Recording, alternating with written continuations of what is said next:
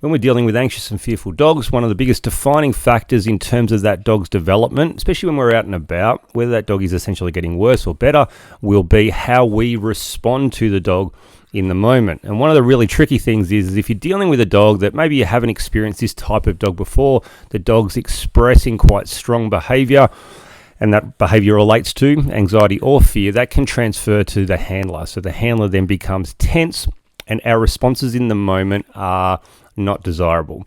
It's very common, and there is a strategy to work through it. The process that we need to really commit to is working on our skill set away from these situations and scenarios to a point where we have muscle memory and we don't have to think about our responses. So treat it like a skill. The more knowledge, skill, and the more reps you've practiced away from the difficult situations, then when you put in those situations, you'll be able to respond accordingly. And it's a confidence game. If you can go out and get 10 reps up where you've responded appropriately and you feel like your dog is getting better, well, that will actually reduce the anxiety concerns that you have in those situations.